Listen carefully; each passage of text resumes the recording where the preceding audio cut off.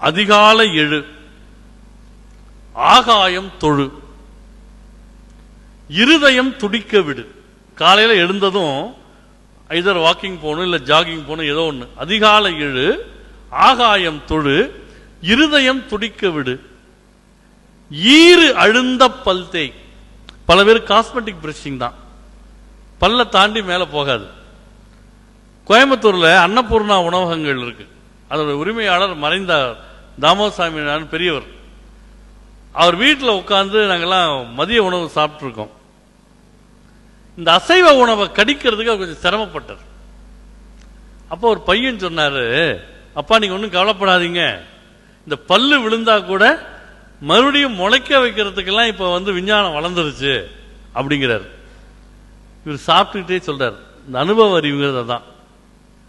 ஒரு குறிப்பிட்ட வயசுக்கு மேல சிலதெல்லாம் திங்கப்படாதுன்னு தான் பல்லே விழுது, அதை போய் மறுபடியும் முளைக்க வைக்கிறானுங்களாமா, அர்த்தம் கேட்டவனுங்க அப்படின்னார்.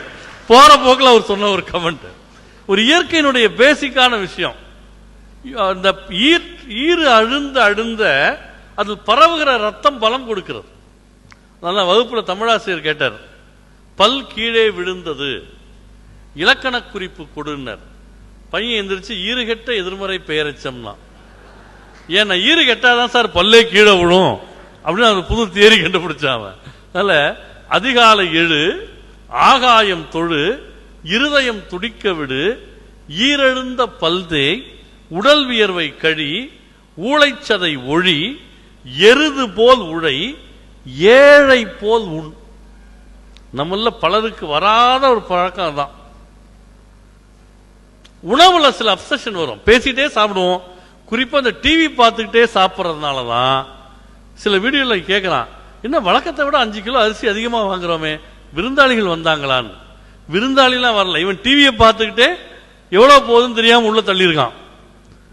இது உணவில் நம்முடைய கவனம் இருக்கணும். ஏழை போல் உண் அப்படின்னாங்க. அப்புறம் ஐம்புலன் புதுக்கு, 5 புலன்களை புதுப்பிக்க வேண்டும். எப்படி புதுப்பிப்பீங்க? யோகா, பிராணாயாமா, தியானம். அதான் வழக்கமா சொல்லுது. பல பேருக்கு தெரிஞ்ச ஒரே தியானம் மத்தியானம் 1:30 மணிக்கு மேல அப்படியே ஒரு தூக்கம் போயிட்டு தியானம் நினைப்பாங்க. அதல்ல, புலன்களை புதுப்பித்தல், ஐம்புலன் புதுக்கு. அடுத்து ஒன்றை சொன்னார், ஒழித்து விடு புகை மதுவை. நீங்க நான் கேட்கிறேன், இந்த ஆடு மாடெல்லாம் மேய போகுது இல்ல, அது விஷ மூலிகைகள்ல வாய வச்சு செத்து போச்சுன்னு என்னைக்காவது கேள்விப்பட்டிருக்கோமா? தினமலர்ல வந்திருக்கா என்னைக்காவது? விஷச்செடி தின்று ஆடு தற்கொலை எங்கேயாவது வந்திருக்கா? வரல. அது மேய போனாலும் தள்ளி போயிடுது. மன்னிக்கணும், அது படிக்கல, டிகிரி எல்லாம் வாங்கல, ஆனா இதை தின்னா எனக்கு ஒத்துக்காதுன்னு அதுக்கு தெரியுது. இதுல போட்டோவே போட்டிருக்கான், இதை பயன்படுத்தினா அவன் உடம்பு இப்படி ஆயிரும், பெரிய பெரிய படம் போட்டிருக்கான். அதுக்கப்புறமும் ஒருத்தனுக்கு அடிமை ஆகிறான்னா அவன் ஆடு மாடை விட கேவலமா இருக்கான்னு அர்த்தமே தவிர வேற ஒன்றும் சொல்ல முடியாது. நான் யாரையும் புண்படுத்துறதுக்கு சொல்லல. இந்த உலகுக்கு நல்லது செய்ய வேண்டும் என்ற உணர்வு யாருக்கு இருந்தாலும் முதலில் தனக்கு எது நல்லது என்பதை தெரிந்து கொள்ள வேண்டும். அவனுக்குத்தான் கனவு காண்கிற தகுதி வரும், கனவுகளை மெய்ப்படுத்தக்கூடிய வல்லமை வரும். அதிகாலை எழு, ஆகாயம் தொழு, இருதயம் துடிக்க விடு, ஈரெழுந்த பல்தே, உடல் வியர்வை கழி, ஊளைச்சதை ஒழி, எருது போல் உழை, ஏழை போல் உண், ஐம்புலன் புதுக்கு, ஒழித்து விடு புகை மதுவை, ஓட்டம் போல் நட. நடக்கிறப்பவே ஒரு ஓடுவது மாதிரியான வேகத்தில் நடக்கணும். ஓட்டம் போல் நட. ஔடதம் பசி. ஔடதம்னா மருந்துன்னு அர்த்தம்.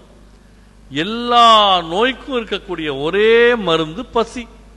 வயிற்றில் கொஞ்சமாவது பசி மிச்சம் இருக்கணும். அஃது ஆற்றுன் எஃகாவாய், இதை செய்தால் உன் உடம்பு எஃகு போல மாறும்.